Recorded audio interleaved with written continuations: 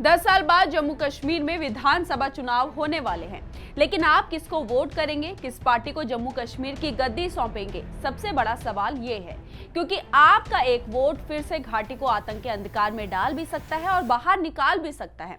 ऐसा हम इसलिए बोल रहे हैं क्योंकि कांग्रेस नेता और लोकसभा में विपक्ष के नेता राहुल गांधी ने 370 को फिर से लागू करने का समर्थन कर दिया है। ये बात हम नहीं बल्कि इंडी गठबंधन का मैनिफेस्टो यानी घोषणा पत्र बोल रहा है। इस घोषणा पत्र से ये साबित हो गया है कि इंडी अलायंस घाटी में फिर से हिंसा चाहती है, वो फिर से घाटी को आतंक के साए में धकेलना चाहती है। ऐसे कई ऐलान इंडी गठबंधन ने किए हैं, सब आपको बताएंगे, लेकिन उससे पहले आयरन भारत को जरूर सब्सक्राइब कर लीजिए। नमस्कार, मैं मंजू रुधियाल और आप सभी का स्वागत है आयरन भारत में।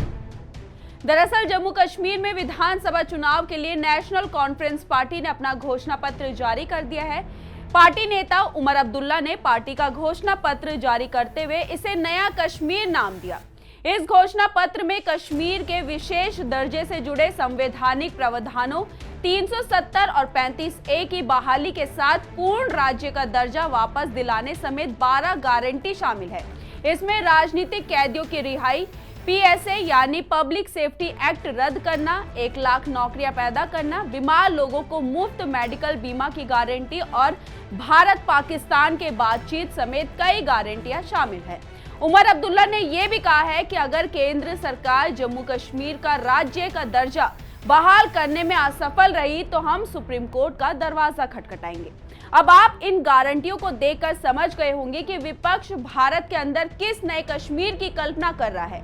वो ऐसे कश्मीर की कल्पना कर रहा है जहां आए दिन आतंकी हमले होते रहते हैं। वो ऐसे कश्मीर की कल्पना कर रहा है जो भारत में रहकर भी भारत का हिस्सा नहीं था। वो ऐसे कश्मीर की कल्पना कर रहा है जहां कश्मीरी पंडितों पर फिर से हमला हो सके। वो ऐसे कश्मीर की कल्पना कर रहा है जहां आए दिन पत्थरबाजी होती रहती थी।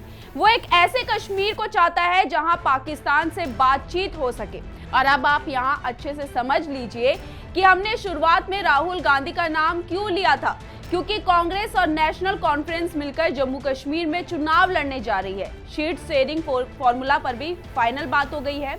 इसी को लेकर उमर अब्दुल्ला ने कहा है कि हमारे घोषणा पत्र से कांग्रेस को कोई समस्या नहीं है, कांग्रेस हमारे साथ है। इसका मतलब साफ है कि कांग्रेस भी 370 को वापस लाना चाहती है, पाकिस्तान से बातचीत करना चाहती है।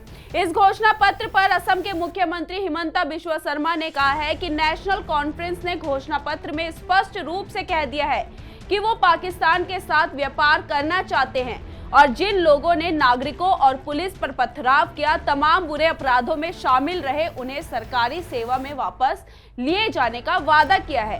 नेशनल कॉन्फ्रेंस के घोषणा पत्र में यह भी कहा गया है कि वो दलितों, गुजरों, बकरवालों और पहाड़ी समुदाय को दिए जाने वाला आरक्षण रोक देंगे या बंद कर देंगे। NC का घोषणा पत्र पाकिस्तान को समर्थन देने वाला है। यह कुछ कट्टरपंथियों का दस्तावेज है। वो हमारे सशस्त्र बलों के वीरतापूर्ण बलिदान को कमजोर कर रहे हैं। मुझे लगता है कि कांग्रेस आज बेनकाब हो गई है। कांग्रेस भारत के हितों के विरोध थी, वो भारत के हितों के खिलाफ है और वो इस महान राष्ट्र के हितों के खिलाफ बनी रहेगी। अब आप खुद देखिए कि नेशनल कॉन्फ्रेंस ने अपने घोषणा पत्र में 12 गारंटियां लिखी है और वो सभी गारंटियां भारत के खिलाफ है। वो उस कश्मीर को चाहती है जो कश्मीर पहले था, वो उस कश्मीर को चाहती है जहां पहले अशांति थी। और इसमें सबसे बड़ी दुख की बात यह है कि देश की सबसे पुरानी पार्टी कांग्रेस भी समर्थन करती है। हालांकि कांग्रेस का रुख हमेशा से यही रहा है। जब धारा 370 को हटाया गया था तब भी कांग्रेस ने इसके खिलाफ आवाज उठाई थी और अब तो कांग्रेस ने खुलकर समर्थन कर लिया है। यानी कि आप सिर्फ चुनाव को जीतने के लिए आतंकियों का साथ देने के लिए भी तैयार है। इस पर आपकी क्या राय है? अपनी राय हमारे कमेंट बॉक्स में जरूर लिखिएगा और इस वीडियो को ज्यादा से ज्यादा शेयर कीजिए। धन्यवाद।